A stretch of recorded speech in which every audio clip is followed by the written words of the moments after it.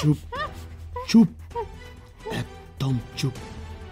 কথা বললে কিন্তু সব কটা গুলি মাথায় ফাঁকা করে দেব।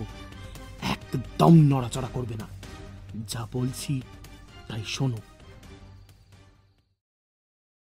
ভূত চর্চার গল্প শুনছো তো? প্রতি শনিবার ঠিক রাত 11টায় ভালোবাসার মরশুমের নতুন ইউটিউব চ্যানেল ভূত চর্চা। লিংক ডেসক্রিপশন বক্সে দিয়ে রাখলাম। চটপট সাবস্ক্রাইবটা করে দাও। আর হ্যাঁ, বেল আইকনটাও কিন্তু প্রেস করে দেবে, না হলে গল্প এলে আপডেট পাবে না।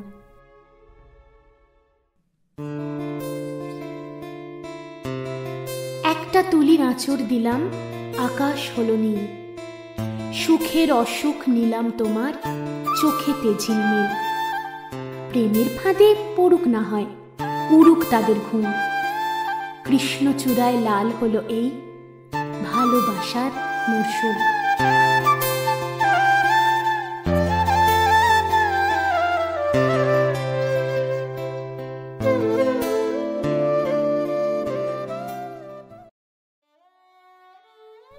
নমস্কার ভালোবাসার মরশুমের বন্ধুরা, কেমন আছো তোমরা? আজকে মঙ্গলবার, নিয়ে চলে এসেছি আরও একটা ভালোবাসার গল্প, তুমি আসবে বলে।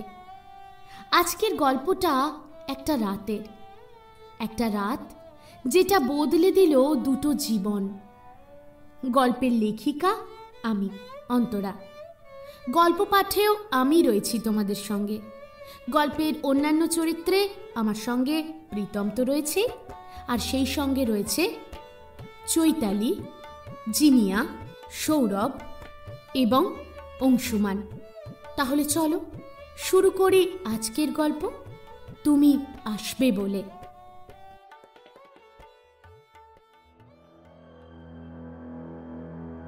রাত তখন 1টা। গঙ্গার ধারে পরিত্যক্ত একটা ঘাট। সেখানেই গোপন তথ্যের ভিত্তিতে অভিযান চালায় স্পেশাল টাস্ক ফোর্স। দীর্ঘদিন ধরেই চেষ্টা চালানো হচ্ছিল একটা কুখ্যাত গ্যাংকে ধরার। এদের দৌরাত্ম্য দিন দিন বেড়েই চলেছিল। পুলিশের নাকের ডগা দিয়ে এরা পাচার করছিল যাবতীয় নিষিদ্ধ জিনিস আর ব্যবহার করছিল এই পুরনো ঘাটটিকে। বেশ কিছু জনকে অ্যারেস্ট করে পুলিশ, নিয়ে আসা হয় থানায়। শুরু হয় জেরা। আসলে বেশ কিছু মাস ধরে পুলিশ খুঁজে চলেছে একজন ব্যক্তিকে। নাম রাজা, আর পরিচয় ড্রাগ চক্রের মাথা, কুখ্যাত ঘাতক, যার হিট লিস্টে একবার নাম উঠে গেলে তার বলো হরি হরি বল একেবারে কনফার্ম। বর্তমানে এই ত্রাস কালো ছায়ার মতো ছড়িয়ে পড়েছে গোটা শহরে। তবে ছেলেটির চরিত্র অনেকটা রবিনহুডের মতন। বড় লোকদের থেকে শোষণ করে গরিবদের মধ্যে সব বিলিয়ে দেয় সে। মনের দিক থেকে একেবারেই রাজা। সব থেকে সমস্যা, লোকটাকে কেউ কোনোদিন দেখেইনি। থানায় নতুন বড়বাবু এসেছেন, আর এসে থেকেই তার লক্ষ্য একটা, রাজা যেভাবেই হোক স্বর্গ মর্ত পাতাল এক করে এই লোকটাকে ধরেই ছাড়বে সে। কি নাম? স্যার, অনিরুদ্ধ সেন। টেবিলে খাতার উপর চোখ ছিল তখন ইন্সপেক্টর দত্তের। শান্ত নম্র কণ্ঠস্বর একেবারেই এই জায়গায় অভিপ্রেত ছিল না তার। চটপট চোখ তুলে তাকালেন তিনি, আর যাকে চোখের সামনে দেখলেন তাকে দেখে তো একেবারে আকাশ ভেঙে পড়ল মাথায়। অত্যন্ত সাধারণ দেখতে একটা ছেলে, মোটামুটি হাইট, রং শ্যামলা, চোখে চশমা, পরনে jeans, black and red check shirt, মুখে স্নিগ্ধ একটা হাসি। কি করা হয়? অ্যাকচুয়ালি আমি এমফিল করছি স্যার, কলকাতা ইউনিভার্সিটি। আমার সাবজেক্ট সাইকোলজি। আর এই হচ্ছে আমার আই কার্ড। দেখুন, এখানে আমার নাম, ঠিকানা। হ্যাঁ হ্যাঁ, ঠিক আছে ঠিক আছে। তা তুমি ওই গঙ্গার ঘাটে কি করছিলে?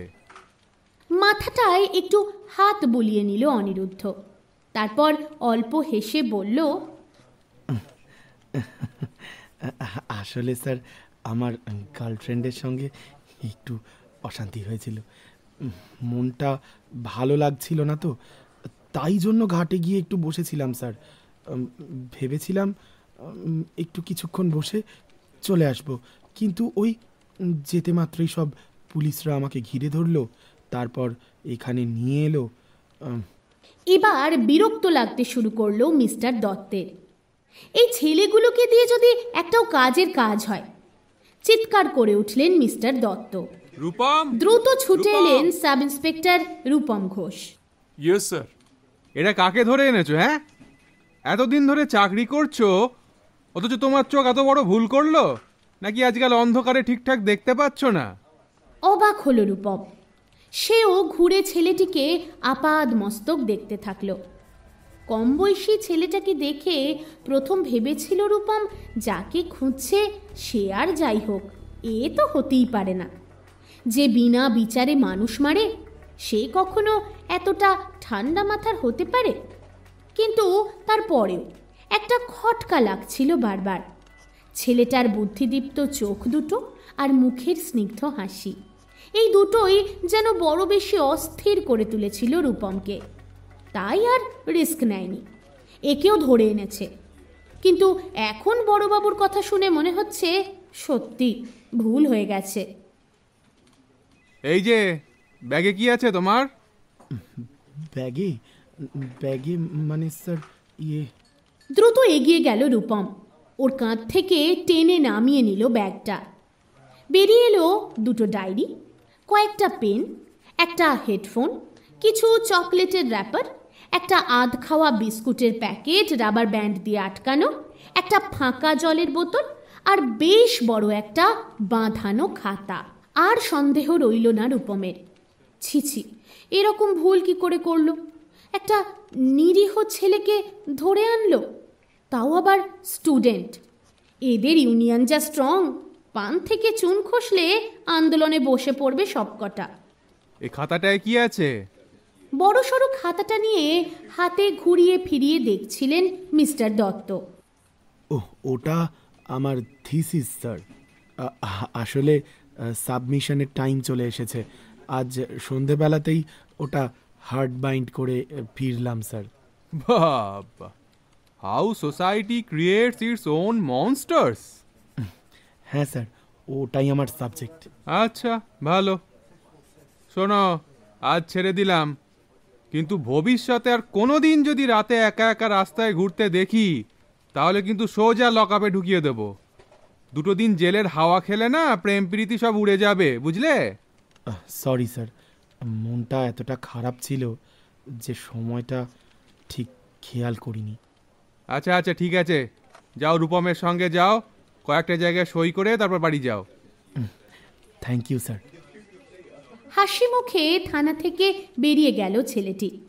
তবে যাওয়ার আগে রূপমের দিকে একটা হাসি ছুঁড়ে দিয়ে বলে গেল, স্যার এরকম ভুল করবেন না স্যার। অনেক সময় এরকম ভুলের কারণেই কিন্তু ঠিকটা হাতছাড়া হয়ে যায়। কি কি বলছোটা কি? যাও এখান থেকে। বেশি জ্ঞান দিতে এলে না এবার সত্যি সত্যি লকআপে ভরে দেব। Sorry sir, sorry sir. ছেলেটা বেরিয়ে যেতেই কি একটা অদৃশ্য কাঁটার মতো গলার কাছে খচখচ করতে থাকলো রূপমের। দ্রুত বড় বাবুর ঘরে ঢুকলো ও। Sir, sir. কি হলো? তুমি এরকম হাঁপাচ্ছ কেন? স্যার, ওই ছেলেটা ওর থিসিসের সাবজেক্ট কি বলল?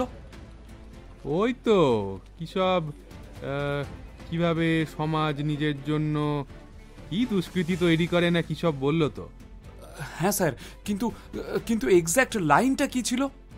আরে ওই তো ওই how society creates its own monsters. Monster?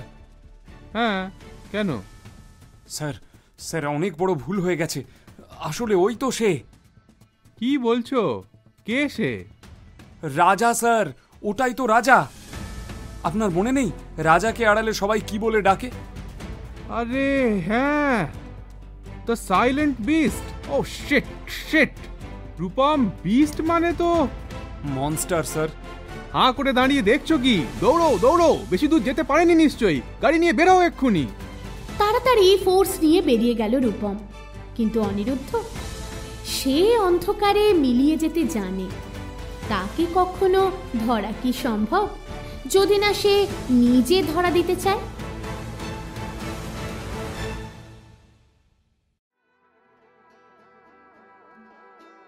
হ্যাঁ, সেদিন থানা থেকে যে শান্ত শিষ্ট নিরীহ কলেজ স্টুডেন্ট ছেলেটি সবার চোখে ধুলো দিয়ে হাসি মুখে বেরিয়ে গিয়েছিল, সে আর কেউ নয়, কুখ্যাত ড্রাগ ডিলার এবং কিলার রাজা, দ্য সাইলেন্ট বিস্ট।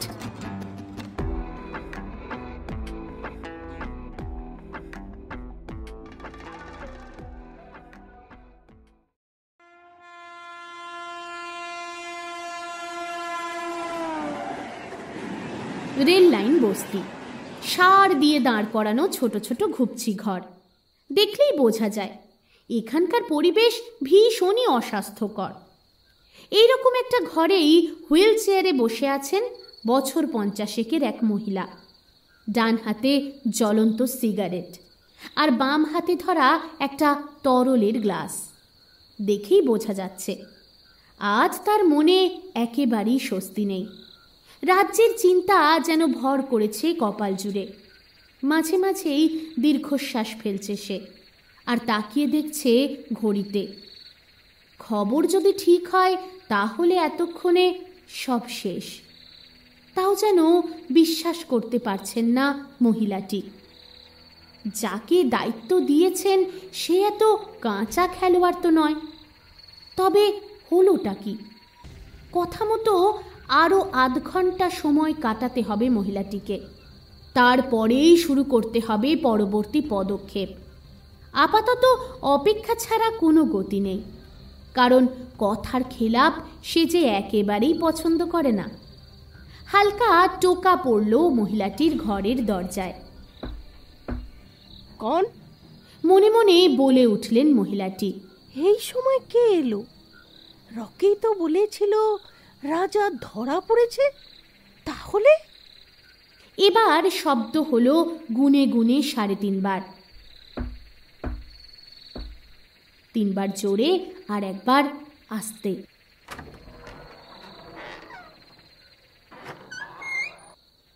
রাজা বেটা,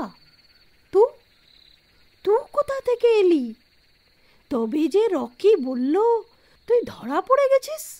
মৃদু হাসল ছেলেটি, তারপর বলল, সবাই তাই ভেবেছিল, কিন্তু আমি তো ধরা দিইনি মা। তাহলে ধরা পড়বো কি করে? উফ, হর ওয়াক্ত মজাক আর মজাক। কবে একটু সিরিয়াস হবি রাজা? একবারও ভেবেছিস তুই ধরা পড়লে দলটার কি হবে?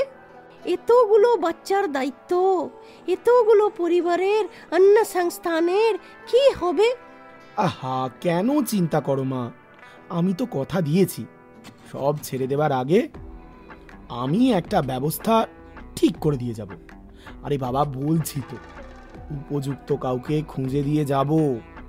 তবে হ্যাঁ, এখনো সেই সময় আসেনি গো। চুপ কর রাজা, তোর উপযুক্ত কেউ হবে বলে আমার মনে হয় না। আর হ্যাঁ শোন, পুলিশ তো আগে থেকেই তোর পিছনে ছায়ার মতো লেগে আছে। তাই আমি বলি কি, কটা দিনের জন্য ফারার হয়ে যা। পালিয়ে যাবে রাজা? ভাবলে কি করে মা? তোমার শিক্ষায় তোমার কি একটুও ভরসা নেই মা? নিজের হাতে করে মাটির পুতুল থেকে আজ আমাকে রাজা করে তুলেছ। তুমি এতগুলো ডিল, এত বিজনেস, সব আমাকে একা হাতে সামলানো শিখিয়েছ। এখন ভয় পেয়ে পিছিয়ে এলে কি করে হবে মা? লেকিন কোনো কিন্তু নয়। তুমি আমার ওপর সব ছেড়ে দিয়ে এবার নিজে আরাম করো তো। তুমি না বলেছিলে রিটায়ার করলে আর এসব নিয়ে মাথা ঘামাবে না? তারপরেও কেন এসব নিয়ে মাথা ঘামাচ্ছ বলো তো? কারণ আমার একমাত্র ছেলেকে আমি হারিয়েছি রাজা, আবার তোকেও হারাতে পারবো না। আমি চাইনি তুই এ লাইনে আসিস, কিন্তু শুধুমাত্র তোর জিদের জন্য। থাক না মীরামা, কেন পুরনো কাসুন্দি ঘাঁটছ? তোর ইন্তেকাম তো পুরা হয়েছে, এখনো কেন? দুর্বলতাকে আমি ঘৃণা করি, তাই যতদিন অস্ত্র আছে ততদিন লড়াই আছে। জীবনে ভালো হয়ে কি করতে পারলাম বলো তো? বরং খারাপ হয়ে 5টা মানুষের উপকার তো করতে পারছি। ছাড়ো, বাদ দাও, আমি ঘরে গেলাম। কালকের দিনটা একটু রেস্ট করব, পরশু থেকে আবার কাজ। ঘাড় নাড়লেন মীরামা। এবার একটু নিশ্চিন্ত লাগছে। ছেলেটাকে বড় ভালোবাসেন। ওর বড় ছেলে বেঁচে থাকলে আজও তো এর মতোই হতো। দীর্ঘশ্বাস ফেলে মাথাটা নামিয়ে নিলেন মীরামা। আজও মনে পড়ে সেই দিনটার কথা, যেদিন ঘাটের পাড় থেকে খুঁজে পেয়েছিল রক্তাক্ত এই ছেলেটিকে। তাও আজ প্রায় বছর 5 আগেকার কথা। সবাই বলেছিল বাঁচা প্রায় অসম্ভব, কিন্তু গণপতি বাপ্পার কৃপায় বেঁচে গিয়েছিল ছেলেটি। কিন্তু বেঁচে ওঠার পর ছেলেটির মধ্যে কোনো রকম প্রাণ খুঁজে পাননি মীরামা। কেমন যেন নিষ্প্রাণ দুর্বল হয়ে পড়েছিল। নিজের প্রতি আত্মবিশ্বাস সম্পূর্ণ হারিয়ে ফেলেছিল। একটু একটু করে ভেতরে ভেতরে শেষ হয়ে যাচ্ছিল। সহ্য করতে পারেননি মীরামা। শক্ত হাতে হাল ধরেছেন। এমফিল করা স্কলার স্টুডেন্টটিকে নিজের হাতে ধরে কাজ শিখিয়েছেন। শুধুই কি ছেলেটার ভালোর জন্য এমনটা করেছেন মীরামা, নাকি নিজের ভবিষ্যৎ সুরক্ষিত করতে রাজাকে কাজে লাগিয়েছে মীরামা? তার এই অন্ধকার রাজত্বের হাত ধরবে কে? তার নিজের পর আর তো হাল ধরার কেউ ছিল না। রাজাকে দেখেই বোধহয় মনে বল পেয়েছিলেন মীরামা। নির্বাচন ভুল ছিল না। খুব তাড়াতাড়ি অন্ধকার জগতের বেতাজ বাদশাহ হয়ে উঠেছিল রাজা। তবে এত কিছু সত্ত্বেও ছেলেটার সরলতা একই রকমভাবে বজায় আছে। না হলে এখনো মীরামাকেই প্রধান ভাবে সে, তার কাছ থেকেই আদেশ গ্রহণ করে। ঘরের দরজাটা খুলতেই চমকে উঠল রাজা। ওই, তুই এখানে কি করছিস রে চিনু? তোমার বিছানায় একটু বসে আছি। খুব ক্লান্ত লাগছিল জানো, মনটাও খারাপ। এই চিনু, তোর কিন্তু এসব নাটক আমি খুব ভালো করে বুঝি। বেরো, বেরো ঘর থেকে, বেরো বলছি।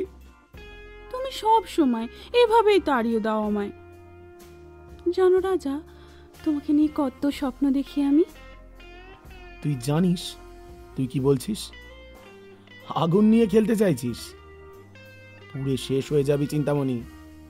তোর সালা মুডটাই একেবারে নষ্ট করে দিল। এমন কাঠখোট্টা কেন বলো তো তুমি? নাকি তোমার মনের খবর অন্য কেউ রাখে? এই বড্ড বেশি কথা বলে ফেলছিস চিনু। ঘরে যা, ঘরে যা, তোর বাবা চিন্তা করবে, যা। তুমি থাকতে এই বস্তিতে কোনো মেয়ে অসুরক্ষিত নয় রাজা। আর তোমার ছায়ায় আমাদের কেউ ক্ষতি করবে এমন দম কোথায়? তোমার এই দরাজ মনটাই তো আমার মন চুরি করে নিয়েছে রাজা। আবার বলেছি না, একদম ড্রামা নয়। অনেক রাত হয়েছে, যা এখান থেকে। ওহ, যাচ্ছি গো যাচ্ছি, একেবারে বেরোসি। আচ্ছা শোনো, ওখানে রুটি আর পাঁঠার তরকারি আছে, খেয়ে নিয়ে উদ্ধার করো। কি ননভেজ? এই, তুই জানিস না আমি নিরামিষ খাই। আরে জানি জানি, ছোট করে পাঁঠা বলে ফেলেছিলাম। ওটা গাছ পাঁঠা হবে, মানে এঁচোড়ের তরকারি, বুঝলে? ওহো, তাই বল, বুঝলাম। এখন আয়। চলে যাচ্ছিল চিনু, কিন্তু যাওয়ার আগেই হঠাৎ ঘুরে তাকালো রাজার দিকে। তারপর চোখে চোখ রেখে বলল, শোনো রাজা, আমি কিন্তু হাল ছাড়ার মেয়ে নই। তুমি যতই পালাও, লুকিয়ে পড়ো, আমি হবই তোমার রানী। এই রাজ্য, এই হৃদয় সব আমি জিতে নেব। তোমার পাশে তোমার ছায়া হয়ে থাকবো আমি। দেখো, কেউ আমাদের আলাদা করতে পারবে না। হঠাৎ চোখ দুটো জ্বলে ওঠে রাজার। দ্রুত পায়ে এগিয়ে আসে ও চিনুর দিকে। তারপর শক্ত হাতে চেপে ধরে ওর গলাটা আর হিসহিসে গলায় বলে, ওই ওই আগ্নেয়গিরিকে জাগাস না চিনু। এই রাজার পাশে না সবাইকে মানায় না। রানী হওয়ার যোগ্যতা তোর নেই। ওই নাম তুই কখনো মুখে আনবি না, না হলে কিন্তু পরিণাম ভয়ঙ্কর হবে। আমার আসল রূপটা নিশ্চয়ই তোকে চিনিয়ে দিতে হবে না, তাই না? চোখে জল চলে আসে চিনুর। ভাঙা ভাঙা গলায়ও বলে, কি নেই আমার মধ্যে? রূপ, যৌবন সবই তো আছে। তাহলে তাহলে কেন কেন আমায় দূরে ঠেলে দাও? বলো না রাজা। তাহলে তোমার অতীত কি তুমি এখনো ভুলতে পারোনি? এখনো কি তুমি তাকে... আবার ভুল করছিস তুই। চলে যা এখান থেকে, না হলে জানি না আমি কি করে ফেলবো। যা বলছি। চিৎকার করে উঠল রাজা। বুকটা কেঁপে উঠল চিনুর। লক্ষ্য করেছে, রানীর নাম উঠলেই রাজা কেমন যেন পাগলের মতো ব্যবহার করে। ওর এই শান্ত রূপটা তখন কোথায় যেন হারিয়ে যায়। যতবার এই রূপে দেখে রাজাকে, ততবারই মনে আরও কিছুটা জেদ চেপে বসে ওর। মনে মনে প্রতিজ্ঞা করে বসে, রানীকে হারিয়ে দেখাবেই চিনু, দখল করবে রাজার মন। হায় রে, কে বোঝাবে ওকে? জোর করে সব কিছু দখল করা যায়, রাজত্ব, সম্পত্তি, অধিকার, এমনকি শরীরও। কিন্তু মন, ভালোবাসা, সে কি জোর করে আদায় করা যায়?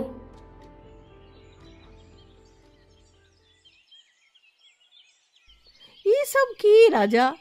আমি শুনছি তুই নাকি ওই ভুয়া চিঠি পেয়ে আজ রাতেই দক্ষিণের মাঠের দিকে যাবি।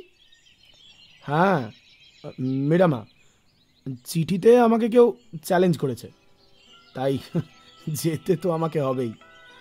জানতে হবে না কে সেই ব্যক্তি যে আমাকে আহ্বান জানাচ্ছে?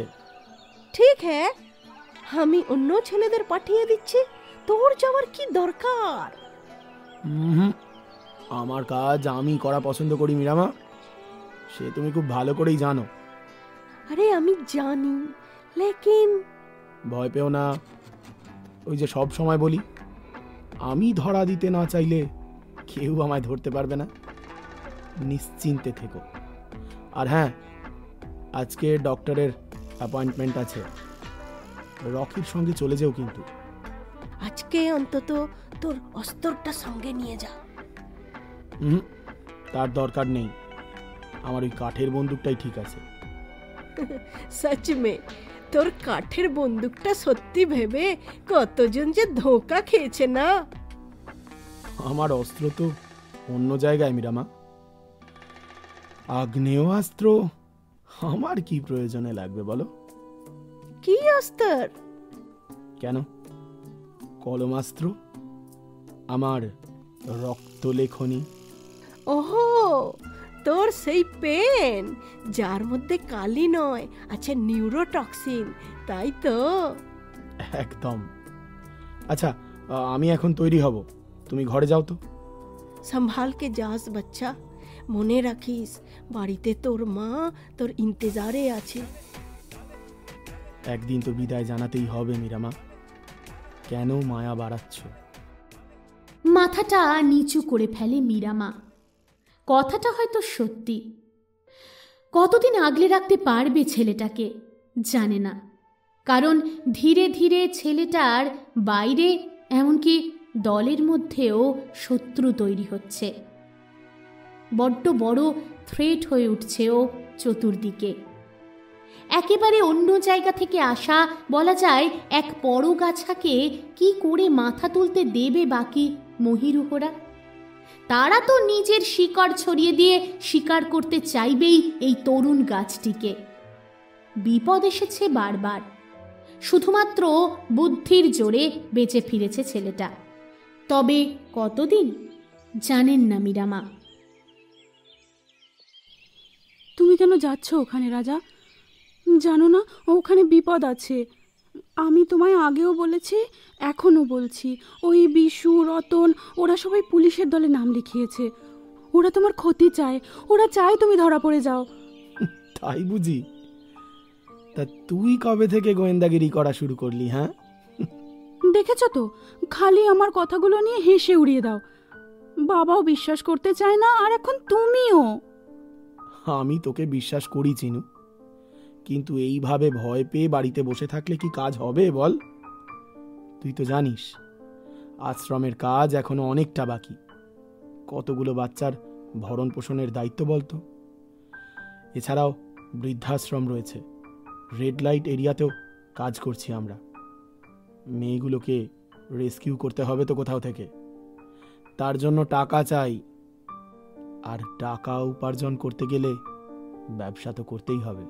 তা বলে নিজের জান বাজি রেখে? জন্মিলে মরিতে হবে চিনু, এই সত্য থেকে কেউ পালাতে পারবে না। তুই, আমি, কেউ না। কিন্তু যে সব কিছু হারিয়ে ফেলেছে, যার আর কিছু হারানোর কোনো ভয় নেই, সে মরার ভয় পাবে কেন রে? মৃত্যুতেই আমার একমাত্র মুক্তি রে। শুধু যাওয়ার আগে তার একবার যদি দেখা পেতাম। কথাগুলো শেষ করেই উদাস হয়ে গেল রাজা। বুঝতে পারল চিনু। চটপট বলে উঠল, ওসব বাদ দাও, ওই দীপকের কি খবর গো? হঠাৎ করেই দীপকের কথা শুনে হেসে ফেলল রাজা। তারপর বলল, কেন রে, আবার তোকে বিরক্ত করছে নাকি? না না, বিরক্ত করছে না, আসলে একেবারেই বিরক্ত করছে না। কেন সেটাই ভাবছি। দিনরাত ফোন করতো, মেসেজ করতো, আশ্রমে পড়াতে যাওয়ার আগে বাবার সঙ্গে দেখা করে গল্প করতো। ইদানিং একদমই আসে না। তোমার বন্ধু তো, তাই ভাবলাম। একটু ব্যস্ত আছে, আশ্রমের দায়িত্ব নিয়েছে, কাজ তো করতেই হবে। কিন্তু তুই কি ওকে মিস করছিস নাকি? মরণ, আমার আর কাজ নেই নাকি? খাওয়ায় মন দিল রাজা। চিনু সত্যিই ওকে কতটা ভালোবাসে জানে না রাজা। তবে মাঝে মাঝে মনে হয় অতিরিক্ত কৃতজ্ঞতা বোধ থেকেই বোধহয় চিনুর মনে রাজার জন্য ফিলিংস তৈরি হয়েছে। ওর আশেপাশে আসলে সকলেই রাজার সুখ্যাতিতে ব্যস্ত, তাই হয়তো মানুষটাকে পাওয়ার জন্য মনটা চঞ্চল হয়ে উঠছে চিনুর। বয়সটাই তো এমন, ভালো লাগা আর ভালোবাসার মধ্যে পার্থক্য করতে পারে না।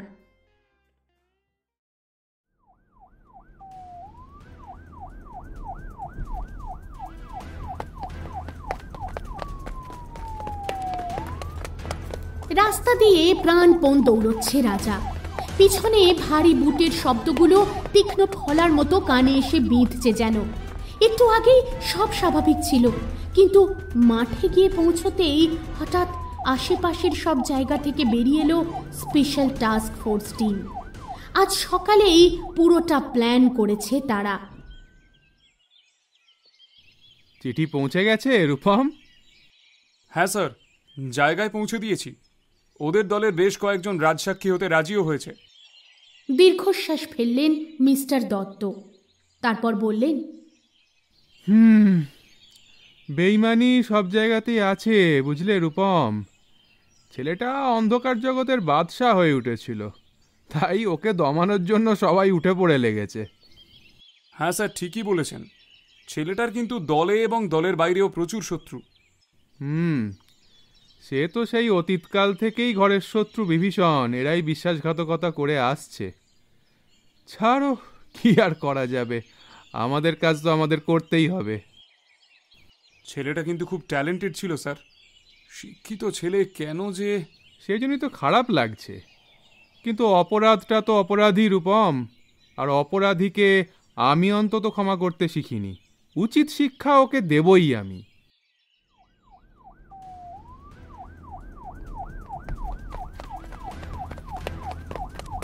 রাজা, তুমি কিন্তু পালাতে পারবে না, শুধু শুধু দৌড়াচ্ছ। দাঁড়াও, নিজের বিপদ নিজে ডেকে এনো না, আমি কিন্তু গুলি চালাতে বাধ্য হব। হঠাৎ করেই ফায়ার করলো রূপম। গুলিটা একটুর জন্য কান ঘেঁষে বেরিয়ে গেল রাজার। সঙ্গে অনেকেই ছিল, কিন্তু সঠিক সময়ে কাউকেই পাশে পেল না রাজা। বুঝতে পারল বিশ্বাসঘাতকতা হয়েছে, তবে এক্সপেক্টেডও ছিল, তাই সঠিক সময় দৌড় দিয়েছে। না না, ধরা দেবে না রাজা। রাজাকে ধরা এতই কি সহজ? বড় রাস্তার একটু আগেই সামনেই ছুটছিল রাজা, ওর পিছনে ফোর্স নিয়ে ধাওয়া করছিল রূপম। কিন্তু হঠাৎ করে এই ছেলেটা একেবারে ভ্যানিশ হয়ে গেল। আশ্চর্য হয়ে গেল রূপম, ম্যাজিক জানে নাকি? ঠিক সেই সময়েই পকেটে থাকা ফোনটা ভাইব্রেট করে উঠল। বড় বাবুর কল। স্যার, রাজা এখানেই কোথাও আছে, আমি নিশ্চিত। চোখের সামনে থেকে হাওয়া হয়ে গেল, বুঝতেই পারছি না ঠিক কোথায় গা ঢাকা দিল। ধৈর্য ধরো রূপম। আরে রাজা তো আর কোনো ছিঁচকে চোর বা গলির গুন্ডা নয়, ও বুদ্ধিমান, অভিজ্ঞ। এমন মানুষদের ধরতে গেলে শুধু দৌড় ঝাঁপে কিচ্ছু হবে না, মাথাটা ঠান্ডা রাখো। কিন্তু স্যার, পুরো এলাকা ঘিরে ফেলা হয়েছে, তবুও। গায়ের জোরে নয় রূপম, তোমায় বুদ্ধি দিয়ে খুঁজে বের করতে হবে ওকে। একটা ভুল করলে আবার হাতছাড়া হয়ে যাবে। মনে রেখো, ওর মতো লোক ধরা পড়ে না যদি না তুমি ওর মতো করে ভাবতে শেখো। ঠিক আছে স্যার, এবার আমি মাথা ঠান্ডা করেই খেলাটা খেলবো। রাজা বেশিক্ষণ লুকিয়ে থাকতে পারবে না। আপনি চিন্তা করবেন না স্যার, আজ হয় ওকে ধরবো, না হলে আর এই চাকরি করব না। সাবধানে থেকো রূপম, আর মনে রেখো ওকে প্রাণে মারলে কিন্তু চলবে না, কারণ ওকে ধরতে পারলেই কিন্তু জ্যাকপট। ফোনটা রেখে দিল রূপম। বড়বাবুর কাছে একটা কথা চেপে গেছেও, আর সেই কারণের জন্যই হয়তো এতটা উত্তেজিত হয়ে আছে রূপম। কোথা থেকে যেন একটা অতিরিক্ত দায়িত্ব ফিল করছে। সদ্য বিয়ে করেছে রূপম, নিজের ভালোবাসাকে হারিয়ে ফেলার কষ্ট ও বোঝে। মনে মনে নিজেকে আশ্বস্ত করল ও। তারপর বলল, না রাজা, তুমি যত বড় অপরাধী হও না কেন, তোমাকে আজ শেষ হয়ে যেতে আমি দেব না। কি ভাবছেন বন্ধুরা? সন্ধেবেলার ঘটনাটা ঠিক কি হয়েছিল জানতে ইচ্ছে করছে তো? তাহলে চলুন ফিরে যাই সন্ধে 7:30টায়। বাড়ি থেকে বেরিয়ে গেছে রাজা। আজ ডান চোখটা বড্ড নাচছে চিনুর। বুকের ভেতরটা অজানা কারণেই কেমন যেন একটা ধুকপুক করছে। ঠিক সেই সময়েই গুদাম ঘরের পাশ থেকে ফিসফিস করে দলের 2 ছেলের কথা কানে এলো চিনুর। একজন ওর পরিচিত খুবই, দীপক। প্ল্যান একদম ঠিক মতো এগোচ্ছে। আজ রাতে পুলিশ ধরবে রাজাকে, আর সেখানেই আমরা গুলি চালাবো। হ্যাঁ, পুলিশের ওপর ভরসা করা যাবে না। ও এমন চালু জিনিস, ঠিক পুলিশের চোখে ধুলো দিয়ে বেরিয়ে যাবে। খাস করতে পারলে তবেই ওকে থামানো যাবে। দয়ার সাগরটা না ফুটলে আমাদের আগামী জীবন কোনোদিন পাওয়া আসছে। চিনুর মুখটা একদম কাগজের মতো সাদা হয়ে যায়। দীপক বিশ্বাসঘাতক, যার জন্য নিজের সর্বস্ব দিয়ে করেছে রাজা, তার পিঠেই ছুরি মারার প্ল্যান করেছে ছেলেটা। নিঃশ্বাস বন্ধ করে দাঁড়িয়ে থাকলো কিছুক্ষণ চিনু। তারপর দৌড়তে শুরু করলো থানার দিকে। শুনেছে বড়বাবু ভালো লোক, নিশ্চয়ই ওর মনের কথাটা বুঝবে বড়বাবু, বাঁচাবে ওর রাজাকে। এইভাবে দীপকের কাছে হেরে যাবে রাজা। স্যার স্যার, বড়বাবু কোথায়? আমি বড়বাবুর সঙ্গে একটু দেখা করব। হ্যাঁ বলো। বড়বাবু এখন নেই। কি হয়েছে? তুমি এমন ঘাবড়ে আছো কেন? আমাকে বলো। স্যার স্যার আমি চিনু, রাজার মানে ওই বস্তিতে থাকি, কিন্তু আজ যা শুনলাম আপনাদের সেটা জানানো ছাড়া আর কোনো উপায় ছিল না। ওর নিজের লোকেরাই ওর বিরুদ্ধে চক্রান্ত করছে, বলছে আজ রাতেই পুলিশ যখন ওকে ধরবে ঠিক সেই সুযোগেই গুলি করবে ওরা রাজাকে। তুমি ঠিক শুনেছো তো? হ্যাঁ স্যার, আমি স্পষ্ট শুনেছি। আমি জানি আমি দোষী, আমিও ওদেরই দলের, কিন্তু আমি কোনোদিন চাইনি রাজা মরে যাক। রাজা তোমার কে হয়? মাথাটা নিচু করে ফেলল চিনু। চোখে জল নিয়ে ফিসফিস করে বলল, আমি ওকে ভালোবাসি স্যার। হ্যাঁ আমি জানিও অপরাধী, ও অনেক কিছু করেছে, কিন্তু ওর মনে এখনো একটা ভালো মানুষ লুকিয়ে আছে। ও জেলে থাকুক, সাজা পাক, তবু অন্তত বেঁচে থাকুক। আমরা আজ রাতে ওকে ধরার প্ল্যান করেছি। ইনফ্যাক্ট আমি বেরোবো এক্ষুনি। কথা দিতে পারছি না, তবে চেষ্টা করব যাতে কোনো রকম গুলি না চলে। কিন্তু তুমি পুলিশের কাছে এলে কেন? ভয় করলো না তোমার? তুমিও তো ফেঁসে যেতে পারো। না স্যার, আমি ভয় পাই না। রাজার জন্য আমি সব কিছু করতে পারি। আমি শুধু চাই আমি যাকে ভালোবাসি সে বেঁচে থাকুক, প্রয়োজনে জেলে থাকুক, সাজা ভোগ করুক, কিন্তু বেঁচে থাকুক। বাইরে থাকলে আজ না হয় কাল ওকে মেরেই ফেলবে ওরা।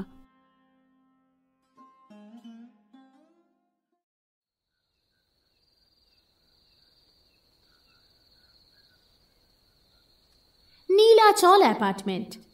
বিশেষত্ব হলো পরপর কটেজ। একটা বাউন্ডারির মধ্যে প্রায় 20টা কটেজ স্টাইলের বাড়ি। এখন এই ধরনের বাড়ি ভীষণ ট্রেন্ডে আছে। এটাকেও খানিকটা সেরকমভাবেই তৈরি করা হয়েছে। ওখানে পৌঁছেই মৃদু হাসি খেলে গেল রাজার মুখে। দ্রুত পায়ে এগিয়ে গেল বাড়িগুলোর দিকে। কিছুটা এগিয়েই বাঁ দিকের একটা বাড়ির দরজার কাছে গিয়ে দাঁড়ালো ও। তারপর ব্যাগ থেকে ছোট্ট একটা জিনিস বের করে লকের কাছে একটু চাপ দিতেই কট করে শব্দ করে লকটা কেটে গেল। নিঃশব্দে বাড়ির ভিতরে প্রবেশ করল রাজা। আজ রাতটা যেভাবেই হোক গা ঢাকা দিতেই হবে, তারপর কাল সকাল হলে পালাবে। ততক্ষণে এই বাড়ির লোকজনগুলোকে ম্যানেজ করতে হবে। ধীরে ধীরে বাড়ির ভিতরের চারপাশটা দেখতে থাকলো রাজা। মনে হচ্ছে বাড়িতে কেউ নেই। যাক, নিশ্চিন্ত হওয়া গেল। ধীরে ধীরে একতলার বিভিন্ন ঘরগুলো তল্লাশি করতে শুরু করলো ও। না, যা সন্দেহ করেছিল ঠিক তাই, বাড়িতে কেউ নেই। ধীরে ধীরে দোতলায় উঠে গেল ও। দোতলার একটা ঘরে আলো জ্বলছে, নিশ্চয়ই এই ঘরে কেউ রয়েছে। পা টিপে টিপে এগিয়ে গেল রাজা। ধীরে ধীরে পর্দাটা সরালো, কিন্তু না, ঘরে তো কেউ নেই। কিন্তু একটু আগেও যে কেউ ছিল তার অস্তিত্ব রয়েছে স্পষ্ট। বেডসাইডের উপর কফি মগটা আধ খাওয়া, কাপটা এখনো গরম রয়েছে, স্পর্শ করে দেখল রাজা। ঘরের ফ্যানটাও চলছে, তার মানে আশেপাশেই আছে, হয়তো বাথরুমে। ওখান থেকে বেরিয়ে এলো রাজা। তারপর নিঃশব্দে উঠল সিঁড়ি দিয়ে ছাদের দিকে। এত রাতে আশা করা যায় কেউ ছাদে আসবে না, তাই জন্য ছাদে লুকোনোটাই সব থেকে বেশি সেফ মনে করল রাজা। কিন্তু ছাদের দরজা খোলা দেখেই একটু অবাক হলো ও। শব্দ না করে ধীরে ধীরে ঢুকে পড়ল ছাদে। হালকা একটা ঠান্ডা হাওয়া বইছে। আচমকাই রাজা থমকে গেল।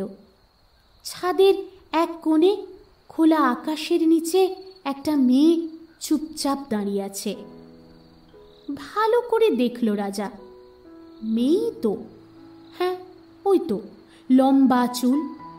কিন্তু এত রাতে এখানে কি করছে? আলো আধারিতে মেয়েটির অবয়বটা যেন স্বপ্নের মতো লাগছিল। প্রথমে একটু ঘাবড়ে গেল রাজা। এমন একটা পরিস্থিতি আশা করেনি, কিন্তু পর মুহূর্তেই মনে পড়ল, মেয়েটা যদি চিৎকার করে তাহলে তো লোকজন জড়ো হয়ে যাবে। না, যত তাড়াতাড়ি সম্ভব কিছু একটা করতেই হবে। একেবারে ধীর গতিতে মেয়েটার দিকে এগোতে লাগলো রাজা। অবাক কাণ্ড, মেয়েটা একেবারেই নড়াচড়া করছে না, চুপচাপ দাঁড়িয়ে রয়েছে, এমনকি পিছন ফিরে তাকাচ্ছেও না। কোনো ছেলে টেলে থাকলে চিন্তা ছিল না রাজার, কিন্তু মেয়েদের ব্যাপারটায় রাজা একটু ইতস্ততই করে সবসময়, তাই অল্প হলেও টেনশন হচ্ছে ভেতরে ভেতরে। এগোতে এগোতে মেয়েটার একদম পিছনে গিয়ে দাঁড়ালো রাজা। এবার বুঝল মেয়েটার কানে হেডফোন, হয়তো কিছু শুনছে, আর সেই কারণেই একেবারেই পিছনে ফিরে তাকায়নি সে। না, আর দেরি করলে চলবে না, এখনই কিছু একটা করতে হবে। মুহূর্তেই একেবারে অভ্যস্ত হাতে ডান হাত দিয়ে মেয়েটার মুখটা চেপে ধরল রাজা, আর বাঁ হাত দিয়ে নিজের খেলনা পিস্তলটা ঠেকিয়ে দিল ওর কপালের পাশটাতে। চুপ চুপ, একদম চুপ। কথা বললে কিন্তু সব কটা গুলি মাথায় ফাঁকা করে দেব। একদম নড়াচড়া করবে না, যা বলছি তাই শোনো। মেয়েটা রাজার গলার শব্দ শুনেই একদম চুপ করে গেল।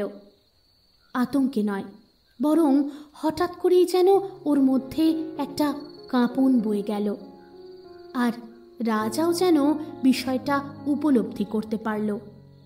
মেয়েটার মনে হতে থাকলো এই কণ্ঠস্বরটা যেন ওর খুব চেনা, অনেক পুরনো, যেন কোনো এক হারিয়ে যাওয়া বিকেলের স্মৃতি থেকে উঠে আসা। রাজাও অবাক হয়ে গেল, মেয়েটা চুপ করে আছে কেন, এমনকি ছটফটও করছে না। এমনটা তো সাধারণত হয় না। যার মুখ চেপে ধরা রয়েছে, যার কপালে বন্দুক ঠেকানো, সে তো ছটফট করবেই, কিন্তু না, মেয়েটা দাঁড়িয়ে আছে একদম নিশ্চুপ। রাজা সাবধানতা বজায় রেখেই বন্দুকটা আরেকটু চেপে ধরল মেয়েটার কপালের পাশে। ধীরে ধীরে মুখটা নিয়ে এলো মেয়েটার ঘাড়ের কাছাকাছি। একটা মিষ্টি পরিচিত গন্ধ রাজার নাকে এসে লাগলো। ঘাড়ের ডান পাশে গিয়ে মেয়েটার শরীর থেকে ভেসে আসা সেই সুবাসটা যেন মুহূর্তেই মাতাল করে তুলল রাজাকে। মুখটা নামিয়ে বুক ভরে শ্বাস নিল ও। মুহূর্তেই শরীরটায় এক অদ্ভুত শান্তি নেমে এলো। সমস্ত ক্লান্তি ধুয়ে মুছে পরিষ্কার হয়ে গেল। গঙ্গা স্নান করার পর নিজেকে যতটা স্নিগ্ধ মনে হয়, ঠিক এই মুহূর্তে রাজারও নিজেকে বড্ড বেশি স্নিগ্ধ আর পবিত্র মনে হতে শুরু করল। বেসামাল হয়ে পড়ার আগেই নিজেকে সামলে উঠল রাজা। এই গন্ধটা, এটা তো তুই কি কথা? মেয়েটা কিচ্ছু বলল না, শুধু নিঃশব্দে মাথাটা এলিয়ে দিল রাজার বুকে, যেন মেয়েটার সব প্রতিরোধ, সব ভয়, সবকিছু হঠাৎ এক মুহূর্তেই থেমে গেছে। ওর শরীরটা একেবারে নিস্তেজ, অথচ যেন ভরসায় পরিপূর্ণ। রাজা হতচকিত হয়ে গেল। মেয়েটার শরীরটার ভর একেবারে ওর বুকের উপর। কোনো প্রতিরোধ নেই, কোনো আর্তনাদ নেই, যেন এক অচেনা অথচ চেনা বিশ্বাসের আত্মসমর্পণ। রাজা তড়ি ঘড়ি হাত থেকে খেলনা পিস্তলটা ফেলে দিল, দু হাত বাড়িয়ে মেয়েটাকে শক্ত করে জড়িয়ে ধরল। বুকের ভেতরটা ধক করে উঠল ওর। এই নির্ভরতা, এই স্পর্শ, এটা তো ভুল হতে পারে না। কে তুমি? কথা বলো। আমি যাকে ভাবছি তুমি কি সেই? বলো না, একটিবার বলো কথা। বল, এটা তুই? সত্যি তুই? তুমি এসেছো? আমি জানতাম তুমি আসবে। সবাই বলেছিল মানুষ একবার চলে গেলে আর ফিরে আসে না, কিন্তু আমি বিশ্বাস করতাম ফিরবে। তুমি তো কথা দিয়েছিলে আমাকে কখনো একা করে দেবে না, তাই তো রোজ রাতে একলা জানলার পাশে বসে তোমাকে ডেকেছি, নিঃশব্দে ভেতর থেকে, সশরীরে না হোক অশরীরে হয়ে এলেও একবার এসো, শুধু একবার। তোমার স্পর্শ না হোক, তোমার ছায়াটুকু পেলেও তো আমি বাঁচব। আর আজ তুমি তুমি সত্যি এসেছো। এ কি বলছে কথা?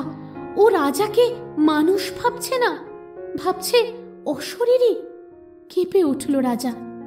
সত্যি তো, সবাই তো জানে, তাহলে ওর আর কি দোষ? চোখ দুটো জলে ভরে উঠল রাজার। নিজেকে সামলে বলে উঠল ও, আমি এসেছি কথা, এসেছি তোর কাছে। এই দেখ, তোকে তোকে ছুঁয়ে আছি আমি। আমি বেঁচে আছি রানী। কান পেতে শোন, কান পেতে শোন। হৃৎপিণ্ডের শব্দ পাচ্ছিস? পাচ্ছিস? পাচ্ছিস তুই? কোথায় যেন হারিয়ে গিয়েছিল মেয়েটি। হঠাৎ রাজার বলা কথাগুলোতেই বাস্তবে ফিরে এলো যেন। চকিতে রাজার হাত ছাড়িয়ে ছিটকে বেরিয়ে গেল ও ছাদের একদম পাশে। তারপর কাঁপা কাঁপা গলায় বলল, কে কে কে তুমি? তুমি তো মানুষ। তুমি তো সে নও, সে তো আর বেঁচে নেই। আর এই বন্দুক, এভাবে পিছন থেকে আক্রমণ, সে তো এমন ছিল না। কে তুমি? বলো বলো, কে তুমি? বলো বলো। আমি আমি আমি তোর সম্রাটটা। Relax relax. আমি তোর সম্রাটটা। আমাকে চিনতে পারছিস না? আয় আয়, আমার কাছে আয়। না না না না, তুমি মিথ্যে বলছো। সম্রাটদা তো... কথা কথা কথা, তুই আমায় বিশ্বাস করছিস না? 5 বছরে এত কিছু বদলে গেল যে আমার স্পর্শটাও চিনতে পারছিস না? গলার কাজটা কেমন যেন করে উঠল মেয়েটার।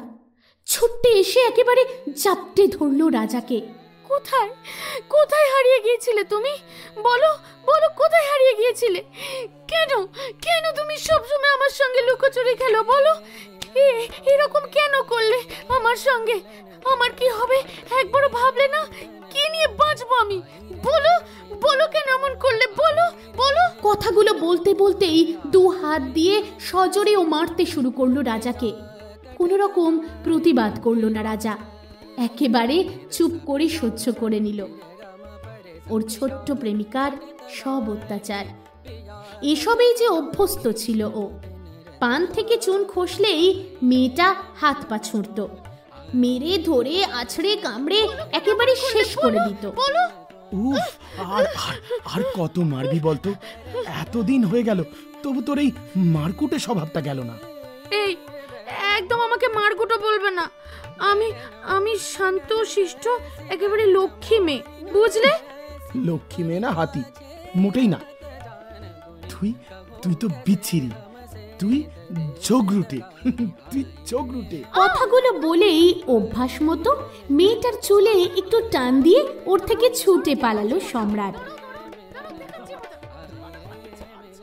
মেয়েটাও যেন মুহূর্তে পাল্টে গেল, ছুটে গেল রাজার পেছনে। ছাদের মধ্যে শুরু হলো ধরাধরি। পুরনো স্মৃতিগুলো ক্রমশই যেন স্পষ্ট হয়ে গেল দুজনেরই চোখে। ফিরে গেল ওরা অতীতের সেই সব সুন্দর সুন্দর দিনে। উফ বাবা, সম্রাটদা ছুটতেও পারো বটে, হাঁপিয়ে গেলাম আমি। ওরে, আমাকে ধরা কি অত সহজ রে? জানিস তো, স্কুলের স্পোর্টসে সব ইভেন্টে প্রাইজ আনতাম, মনে আছে? আমাকে হারাবে তোর মতো একটা পুঁচকে মেয়ে? এই, মোটেই আমি পুঁচকে নয়। তুমি ভালো করে আমাকে দেখোই না, ওই জন্যই এসব বলো। গাল ফুলিয়ে কথাগুলো বলল কথা। ভালো নাম রাজশ্রী মজুমদার, আর ডাক নাম কথা। তবে হ্যাঁ, ওর আরেকটা নামও আছে। ওর একমাত্র সম্রাটদার রানীও। ওই দেখো, আবার গাল ফোলায়, আচ্ছা, ভুল হয়েছে। এই কান ধরছি, এবার তো হাস। অত বড় মানুষটাকে কান ধরতে দেখেই হি হি করে হাসতে শুরু করলো রানী। এমনটাই করে ও সবসময়। ওর কাঁদো কাঁদো গম্ভীর মুখ যেহেতু সম্রাটদা একেবারে সহ্য করতে পারে না, তাই ওই রকম এক্সপ্রেশন দিয়েই নিজের সব মনের কথাগুলোকে মানিয়ে নেয় কথা। ওদের দুই পরিবারও অল্প বিস্তর ওদের দুজনের সম্পর্কের কথা জানে। আসলে ওদের গ্রামটা শহরের কাছাকাছি হওয়ায় অতটা বেশি সেকেলে নয়, বরং বেশ আধুনিক। এখানকার ছেলেমেয়েরা কাঁধে কাঁধ মিলিয়ে পড়াশোনা করে, চাকরি করে, আবার প্রেম করে বিয়েও করে। সম্রাট এবং কথার সম্পর্কের কথা দুই পরিবার জানতে পেরে খুব খুশি হয়েছিল। সম্রাট পড়াশোনায় ভালো, সাইকোলজি নিয়ে পড়ছে। এদিকে কথাও উচ্চ মাধ্যমিক পাশ করেছে সবে, পড়াশোনাতেও ভালো। দু বাড়িতে আপত্তি নেই, আর তাই ওদের সম্পর্কের মধ্যে খুব একটা আগলও নেই। কথার পরিবার তো সম্রাটকে এতটাই বিশ্বাস করে যে নিজেদের মেয়ের সমস্ত দায়িত্ব সম্রাটের হাতেই তুলে দিয়েছে। এই যেমন প্রাইভেট পড়া থেকে কথাকে বাড়ি নিয়ে আসা, মাঝে মাঝে দোকানে বাজারে নিয়ে যাওয়া, বইপত্র কিনে দেওয়া, সব কিছুই সম্রাটের দায়িত্ব। এরকমই এক ঝড় বৃষ্টির রাতে কথাকে নিয়ে সাইকেলে করে বাড়ি ফিরছিল সম্রাট। হঠাৎ করেই প্রবল বেগে ঝড় শুরু হয়। সাইকেলটা কোনো রকমে দাঁড় করিয়ে রাস্তার পাশের পুরনো মন্দিরটাতে আশ্রয় নেয় ওরা দুজন। আকাশ যেন সব রাগ উগড়ে দিচ্ছে তখন। মেঘের গর্জন, কাঁপতে থাকা বাতাস আর বৃষ্টির শব্দের মধ্যে চুপ করে দাঁড়িয়ে থাকা কথা আর সম্রাট, দুজনেই চুপচাপ। চারপাশে কেউ নেই, শুধু পুরনো মাটির গন্ধ, কিছু অন্ধকার কোণ আর ওদের ধুকপুক করতে থাকা হৃদস্পন্দন। কথার গায়ে একটা পাতলা ওড়না, যা ঝড়ের ঝাপটায় এক প্রকার ভিজেই গিয়েছে প্রায়। সম্রাটদা, ঠান্ডা লাগছে, খুব খুব ঠান্ডা। ঠান্ডায় ওর সমস্ত শরীরটা কাঁপছে। ধীরে ধীরে ও সম্রাটের কাছে এগিয়ে আসে, শরীর ঠেকিয়ে দেয় সম্রাটের শরীরে একটু উষ্ণতার আশায়। কিন্তু সম্রাট মুহূর্তেই শক্ত হয়ে যায়, তারপর এক ধাক্কা দিয়ে ওকে একটু দূরে সরিয়ে দেয়। এভাবে আমার কাছে এসো না কথা, এটা ঠিক নয়। কেন? আমি কি করেছি? আমার এত কাছে এসো না রানী, আমি যে নিজেকে ধরে রাখতে পারবো না। আর তাছাড়াও এসব ঠিক না। ঠিক না মানে? ভালোবাসা কি ভুল কিছু সম্রাট? আমি তো তোমায় ভালোবাসি, সারা মন দিয়ে, সারা শরীর দিয়ে। কথা চুপ করে যায়, চোখের কোণে জল টলমল করে ওঠে, ঠোঁট দুটো কাঁপছে ওর। ঠান্ডায় না অভিমানে একেবারেই বুঝে উঠতে পারল না সম্রাট। ভালো করে তাকালো কথার দিকে। ভেজা চুল, আর চুল থেকে জলের ফোঁটা গড়িয়ে পড়ছে ওর গাল বেয়ে। ভেজা চোখে সম্রাটের দিকে তাকিয়ে একবার প্রশ্ন করল কথা, তুমি আমাকে দূরে সরিয়ে দিচ্ছ কেন? তুমি কি আমায় ভালোবাসো না? দৃশ্যটা সম্রাট আর সহ্য করতে পারল না। এগিয়ে এসে দু হাতে জড়িয়ে ধরল ওকে। ওর কাঁপতে থাকা শরীরটা নিজের বুকের ভেতরে চেপে ধরল। রানী, সেই মুহূর্তেই ওদের দুজনের মধ্যেকার সীমা রেখাগুলো ভেঙে পড়ল। চোখের জল, ভালোবাসার তীব্রতা, একাকিত্ব, যন্ত্রণা সব মিলিয়ে এক অপার আবেগের বিস্ফোরণ ঘটল যেন। ওরা হারিয়ে গেল একে অপরের মধ্যে। শরীর আর মন এক সুতোয় বাঁধা পড়ল। নীরব রাতে বৃষ্টির ছন্দে কেবল একটা কথা যেন বারবার প্রতিধ্বনিত হলো, ভালোবাসা যদি সত্যি হয় তবে সে মন থেকে শরীরে পৌঁছতে দ্বিধা করে না। তাতে পাপ নেই, আছে শুধু এক টুকরো চিরন্তন অনুভব আর একে অপরের প্রতি অগাধ বিশ্বাস।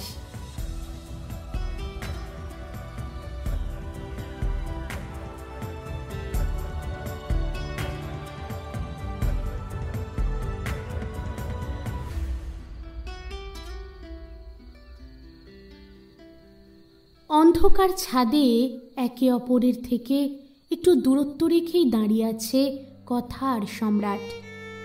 হারিয়ে গেছে 5টা বছর, বদলে গেছে অনেক কিছু। কথা আর আগের মতো চঞ্চল নেই, বরং দু চোখে তার ক্লান্তির ছাপ। আর সম্রাট, সেও সেই নির্দোষ যুবকটি আর নেই। রক্ত দেখলে যার বুকে কাঁপন ধরত, আজ তারই রক্তাক্ত অতীত আর শহরের কুখ্যাত নাম তাকে এক নতুন মানুষে পরিণত করেছে। নীরবতা ভেঙে প্রথম কথাই কথা বলে উঠল। কোথায় চলে গিয়েছিলে তুমি? কি এমন হয়েছিল সম্রাটদা যে তুমি পালিয়ে গেলে গ্রাম থেকে? সবাই কি বলেছিল জানো? তুমি মোহনকে খুন করে পালিয়েছো। সবাই তোমার নামে যা খুশি তাই বলছিল, কিন্তু বিশ্বাস করো, আমি বিশ্বাস করিনি। আমি জানতাম তুমি নির্দোষ। তাহলে কেন পালিয়ে গেলে? কেন লুকিয়ে রইলে এতদিন? তুই অনেক কিছু জানিস না রানী, আর আমার মনে হয় তুই সবটা না জানলেই বোধহয় ভালো হবে। সহ্য করতে পারবি না তুই। এক ছুটে ওর কাছে চলে এলো কথা, চেপে ধরলো ওর কলারটা, তারপর চিৎকার করে বলে উঠল, আমি আর সেই বোকা মেয়েটা নেই সম্রাটদা, যে অতি সামান্য আঘাতেই ভেঙে পড়ব। তুমি চলে আসার পর আমার উপর দিয়ে কি গেছে জানো তুমি? জানি, সব জানি। তোকে বাড়িতে অনেক কিছু সহ্য করতে হয়েছে। আসলে আমি চাইনি, বিশ্বাস কর। আমি তো সহ্য? জীবন্ত লাশ দেখেছো কোনোদিন সম্রাটদা? আমাকে দেখলেই তখন বুঝতে পারতে। শুধু শরীরটাই ছিল আমার, খাওয়া, ঘুম, শান্তি সবকিছু নিয়ে চলে গিয়েছিলে তুমি। তবে একেবারে নিঃস্ব হয়ে যায়নি, কারণ ততদিনে আমার শরীরে ছোট্ট একটা প্রাণের স্পন্দন উপলব্ধি করতে পারছিলাম আমি। চমকে উঠল রাজা, হাত দুটো চেপে ধরল রানীর। আমাদের সন্তান ছিল। মানে? পারিনি, তোমার সন্তানকে আমি রক্ষা করতে পারিনি। একা আমি কি করে পারতাম বলো? সবাই মিলে বলেছিল বাচ্চাটা নষ্ট করে দিতে, না হলে যে সমাজে মুখ দেখাতে পারবো না। আমি মেনে নিইনি, পালিয়ে এসেছিলাম। রাস্তায় রাস্তায় ঘুরে ঘুরে, কখনো ভিক্ষে করে, কখনো আস্তাকুরের খাবার খেয়ে চেয়েছিলাম আমার মধ্যেকার প্রাণটাকে, তোমার শেষ স্মৃতিটুকুকে বাঁচিয়ে রাখতে। কিন্তু পারিনি। শারীরিক দুর্বলতা আর অপুষ্টি কেড়ে নিল আমার কাছ থেকে আমার শেষ সম্বলটাও। সেই মুহূর্তে এক সহৃদয় বৃদ্ধ দম্পতি আমাকে আশ্রয় দিল। এই যে বাড়ি, এই বাড়িরই মালিক আমার মাথায় হাত রেখে আশীর্বাদ করে বলেছিলেন, তুই যেই হোস, যেমনই হোস, আজ থেকে আমার মেয়ে তুই, এই পরিচয় তুই বাঁচবি। আশ্রয় দিলেন, একটা ছোট কাজও খুঁজে দিলেন, আর তারপর থেকেই এখানে আমি। কথাকে বুকের মধ্যে জড়িয়ে ধরল সম্রাট। এত কিছু সহ্য করেছিস তুই, এত কিছু সহ্য করেছিস? সত্যি জানতাম না, না হলে যেভাবেই হোক ফিরতাম। ভেবেছিলাম আমি চলে আসার পর তুই বোধহয় ভালো থাকবি, কিন্তু এসব জানলে তো। কোথায় ছিলে সম্রাটদা? এতদিন কোথায় ছিলে? কেন এরকম করলে? আর এইসব বন্দুক, এইসব কি? বলছি রিল্যাক্স, বলছি। তার আগে বলতো, তোর এই বাড়ির মালিক উনি কোথায়? উনি তো বিদেশে। ওনার একমাত্র ছেলে থাকেন ফিলিপিন্সে। বছরে 6 মাস ওখানেই থাকেন ওনারা। তার মানে এখন তুই এই বাড়িতে একা? হ্যাঁ। তাহলে ঘরে চল, বাকি কথা ওখানে গিয়েই বলি। ঘরে চল। ঘরের নরম আলোয় 5 বছর পরে একে অপরকে দেখল ওরা। কথা এখন অনেক পরিণত। চোখে মুখে যেন একটা নীরব অভিমান জমে আছে ওর। কপালের ভাঁজে সময়ের ছাপ। আর সম্রাট, ওকে দেখে কয়েক মুহূর্ত থমকে যেতে হয়। আগের সেই চঞ্চল ছেলেটার জায়গায় এখন দাঁড়িয়ে আছে এক কঠোর দৃঢ় পুরুষ। শরীর আগের থেকেও আরো ফিট। চোখ দুটোয় অদ্ভুত একটা দীপ্তি। চোখের মধ্যে যন্ত্রণা উকি দিলেও তার গভীরে লুকিয়ে আছে যেন একটা প্রচণ্ড তেজ। দুজনেই কিছু বলল না, শুধু তাকিয়ে রইল একে অপরের দিকে, মন দিয়ে, চুপচাপ। এভাবেই কেটে গেল বেশ কিছুক্ষণ। তারপর কথা বলল, অনেকক্ষণ এসেছো, কিছু খাও আগে, তারপর তোমার কথা শুনবো। না না না, আমার হাতে বেশি সময় নেই। যা বলার তোকে এক্ষুনি বলতে হবে। সূর্যের আলো ফোটার আগে এখান থেকে বেরোতেই হবে। না না না, আমি তোমায় কোথাও যেতে দেব না সম্রাটদা। আবার হারিয়ে যেতে দেব না তোমায়। এরকম করে না। একবার যখন তোকে পেয়েছি আর হারাবো না। কিন্তু আজকে আমায় যেতেই হবে। তবে তার আগে তোকে সবটা জানানো প্রয়োজন। জানিস তো, টিউশনি পড়িয়ে সেদিন ফিরতে ফিরতে অনেকটা রাত হয়ে গিয়েছিল। সাইকেল নিয়ে ওই সেই জঙ্গলের রাস্তাটা দিয়ে ফিরছিলাম। হঠাৎ করেই সাইকেলের সামনে হুড়মুড়িয়ে এসে কি একটা পড়ল। তাড়াতাড়ি নেমে দেখলাম মোহন। কি হয়েছে জিজ্ঞাসা করলাম, কিন্তু ও কিছু বলার আগেই সব শেষ। সত্যি রে, আমি দেখে ফেলেছিলাম কথা। ওদেরকে আমি চিনে ফেলেছিলাম। তবে শুধু আমি নয়, ওরাও আমাকে দেখে ফেলেছিল। ভয়ে প্রাণপণে সাইকেল চালাতে শুরু করি, কিন্তু শেষ রক্ষা হলো না। ধরে ফেলল ওরা। 5 জনের বিরুদ্ধে আমি একা কিচ্ছু করে উঠতে পারলাম না। আঘাতে আঘাতে শেষ করে দিল ওরা আমাকে। তবে প্রাণে মারল না, ছুঁড়ে ফেলে দিল গঙ্গায়। ভয় পেয়ে সম্রাটের হাতটা চেপে ধরল কথা। ভয় পাস না কথা, বাকিটা আগে শোন। মা গঙ্গা আমায় রক্ষা করলেন কেন জানি না। হয়তো আবার তোর সঙ্গে দেখা হবে বলে, হয়তো আমার কিছু অসম্পূর্ণ কাজ তখনও থেকে গিয়েছিল বলে। আমাকে উদ্ধার করে বেশ কয়েকজন জেলে, আর তুলে দেয় ওদের মালকিনের হাতে।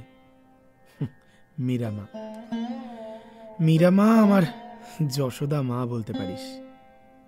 উনি আমায় সন্তানের মতো আগলে নিলেন, নিজের হাতে তৈরি করলেন আমাকে।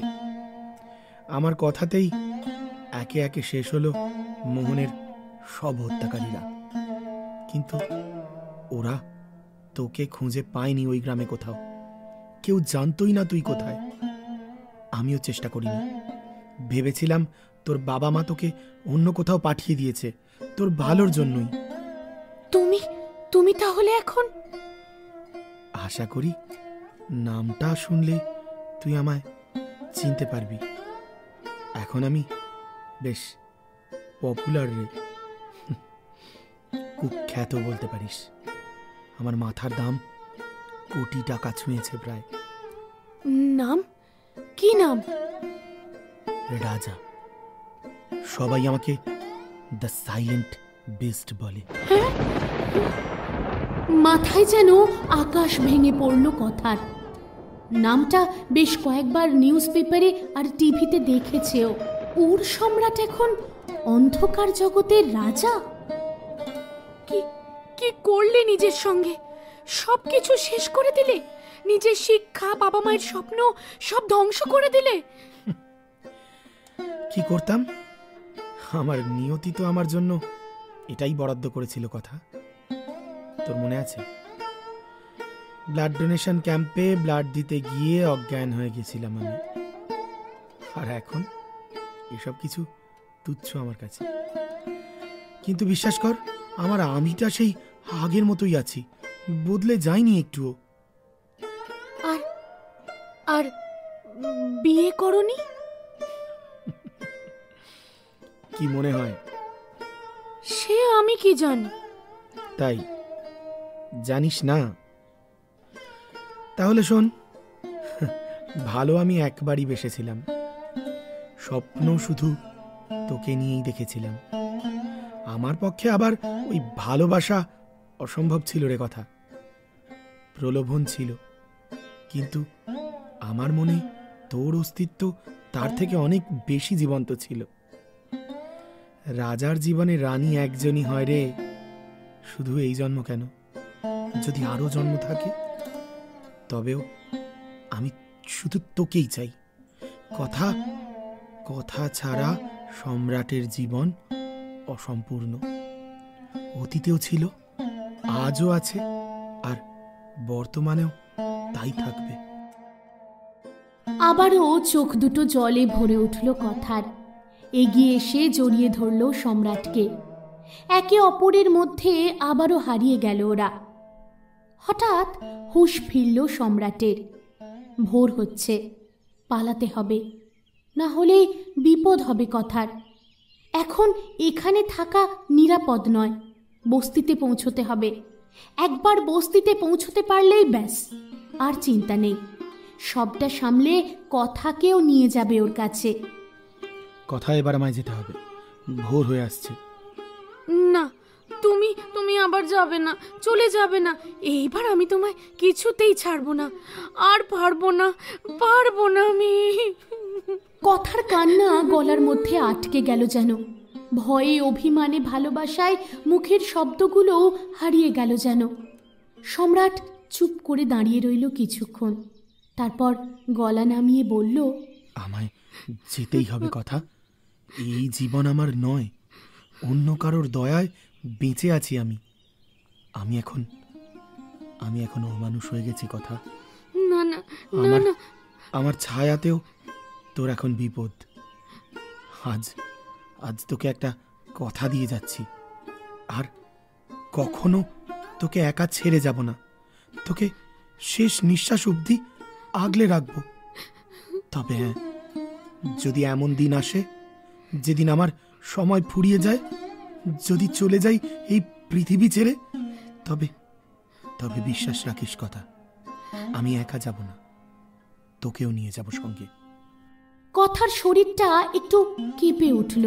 বুঝতে পারল এই প্রতিশ্রুতি ভালোবাসার, কিন্তু তার গভীরে এক অন্ধকার সত্যিও লুকিয়ে আছে। সম্রাটের বুকের ভিতরে মুখ গুঁজে চুপ করে কাঁদতে থাকলো কথা। আর বাইরে তখন এক নতুন ভোর ওদের অজানা ভবিষ্যতের সাক্ষী হয়ে থাকলো। আমি বাঁচতে চাই সম্রাটদা, তোমার সঙ্গে আমি সংসার করতে চাই, তোমায় রান্না করে খাওয়াতে চাই, তোমায় সেবা করতে চাই, তোমার সন্তানের মা হতে চাই, আমাদের হারিয়ে যাওয়া স্বপ্নগুলোকে সত্যি হতে দেখতে চাই। বলো, দেবে তো আমায়?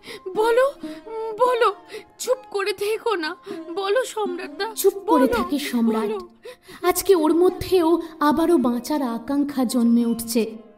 কিছু হারিয়ে ফেলার ভয় তৈরি হচ্ছে।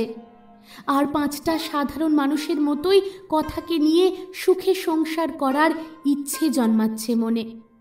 কিন্তু তার জন্য তো আজকে যেতেই হবে। যত তাড়াতাড়ি সম্ভব ব্যবস্থা করে কথাকে নিয়ে যেতে হবে নিজের কাছে। তাড়াহুড়ো করে বলে উঠল সম্রাট, আচ্ছা, কথা দিচ্ছি আমি ফিরে আসব, কিন্তু আজ আমায় যেতে দে। আমি সবটা সামলে নিয়ে তোকে নিয়ে যাব এখান থেকে। ধীরে ধীরে আলগা হয়ে এলো হাতের বাঁধন। এগিয়ে এসে কথার কপালে স্নেহের পরশ বুলিয়ে দিয়ে সম্রাট সন্তর্পণে বেরিয়ে গেল বাড়ি থেকে। রাজা চলে যেতেই নিঃশব্দে দোতলার ঘরে উঠে এলো কথা। জানলার পাশে দাঁড়ালো, বাইরের রাস্তাটার দিকে তাকিয়ে রইল। হালকা আলোয় আবছা একটা ছায়া গেট পেরিয়ে বেরিয়ে যাচ্ছে তখন। সম্রাট। ওর বুকটা মোচড় দিয়ে উঠল, কিন্তু তাও চোখ বন্ধ করে দাঁতে দাঁত চেপে শুধু একটাই কথা মনে মনে বলে উঠল কথা, ভগবান, ওকে শুধু বাঁচিয়ে রেখো, আর কষ্ট দিও না, ওকে বাঁচিয়ে রেখো। ঠিক তখনই পিছন থেকে আসে এক বিকট শব্দ। একটা, দুটো, তিনটে।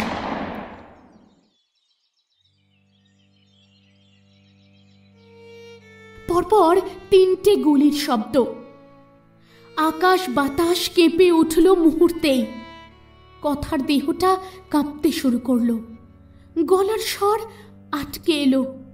কিছুই চোখে দেখছে না, তবুও স্পষ্ট বুঝতে পারছে ওর সম্রাট আর নেই।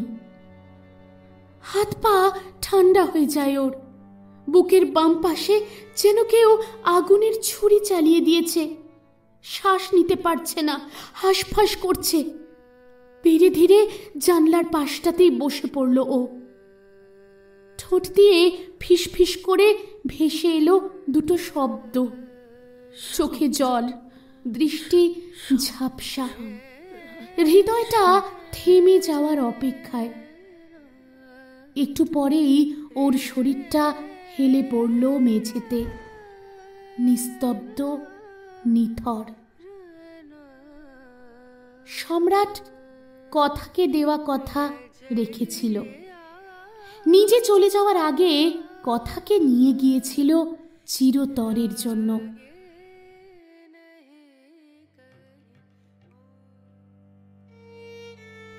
রাজার নিথর দেহটার সামনে হাঁটু গেড়ে বসে পড়ল রূপম। নিজেকে বড্ড অসহায় লাগছে ওর।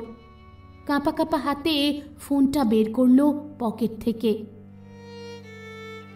পারলাম না স্যার, অনেক চেষ্টা করেছিলাম, কিন্তু ছেলেটাকে বাঁচাতে পারলাম না।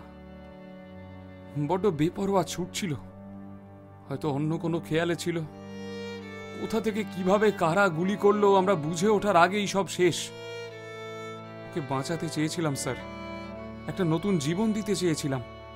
ভেবেছিলাম হয়তো অ্যারেস্ট হওয়ার পরে নিজেকে বদলে নেবে ও, জীবনে স্বাভাবিক ছন্দে এলে হয়তো। ছেলেটার গল্পটা মন থেকে বড্ড নাড়া দিয়েছিল রূপমকে। বুঝতে পারলেন অভিজ্ঞ অফিসার মিস্টার দত্ত। দীর্ঘশ্বাস ফেলে উনি বললেন, কি আর করা যাবে রূপম, তুমি তো চেষ্টা করেছিলে। আজ রাজার অধ্যায়টা হয়তো শেষ হলো, কিন্তু অনেক প্রশ্ন থেকে গেল, আর সেই উত্তরগুলো আর পাওয়া হলো না।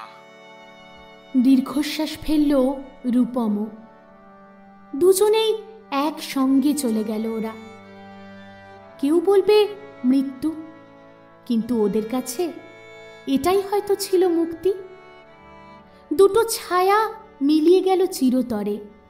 একটা অসমাপ্ত ভালোবাসার গল্প শেষ হলো না, বরং রয়ে গেল চিরন্তন হয়ে।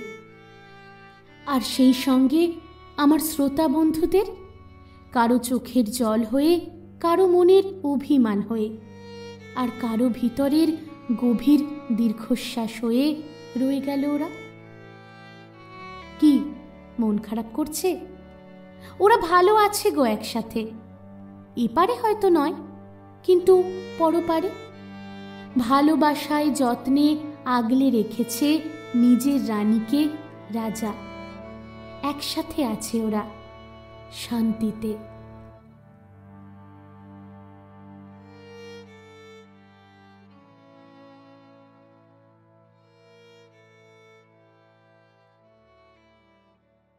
শুধুমাত্র একটা রাতের জন্য ওরা আবার কাছে এসেছিল, কিন্তু সেই শেষ দেখার খবর রাখেনি কেউ। সেই ভালোবাসা কেউ জানল না। রাজা চলে গেল গুলির শব্দে, আর কথা হারিয়ে গেল নিঃশব্দে। তুমি আসবে বলে এই গল্পটা আজ এ পর্যন্তই। কি ভালোবাসার মরশুমের বন্ধুরা, কেমন লাগলো আজকের গল্প? যদি ভালো লেগে থাকে তাহলে কিন্তু চটপট একটা লাইক আর কমেন্ট করতে ভুলো না। আর সঙ্গে আমাদের চ্যানেলটা শেয়ার করো নিজেদের পরিচিত পরিজনদের মধ্যে। আর হ্যাঁ, যদি খারাপ লাগে গল্পটা তাহলে ডিসলাইক বাটনটাও প্রেস করতে দুবার ভেবো না। ও আর একটা কথা, যদি এই চ্যানেলটায় তুমি প্রথমবারের জন্য হও তাহলে সাবস্ক্রাইব করে নাও না। দেখো, প্রচুর প্রেমের গল্পে গোটা চ্যানেলটা আমরা সাজানোর চেষ্টা করেছি শুধু তোমাদের জন্য। চলো এবার চলে আসি গত পর্বে যে 10 জন সঠিক উত্তরদাতা সঠিক উত্তর দিয়েছিলে তাদের নাম ঘোষণায়। তারা হলে রিয়া দাস, তুষার হাজরা, বর্ষা বাগ, সন্দীপ পাল, বিদিশা জাতি, ঈশানী ঘোষ, স্নেহা দাস, মোহিনী ভট্টাচার্য, সোমা সামন্ত, উজ্জ্বল, ঝুমা মণ্ডল, শান্তনু দাস, অভিজিৎ চক্রবর্তী সহ অনেকেই। এবার চলে আসবো আজকের পর্বের প্রশ্নে।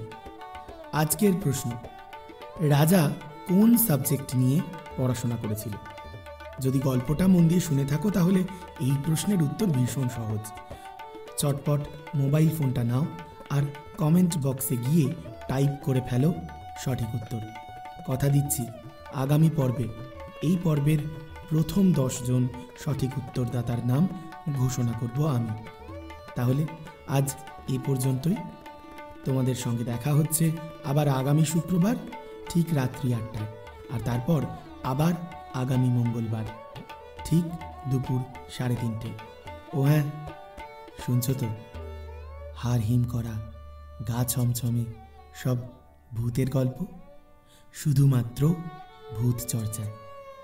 ভালোবাসার মরশুম নিবেদিত নতুন ইউটিউব চ্যানেল ভূত চর্চা। যদি চ্যানেলটা এখনো সাবস্ক্রাইব করা না হয়ে গিয়ে থাকে, ডেসক্রিপশন বক্সে লিংক পেয়ে যাবে। সাবস্ক্রাইব করো।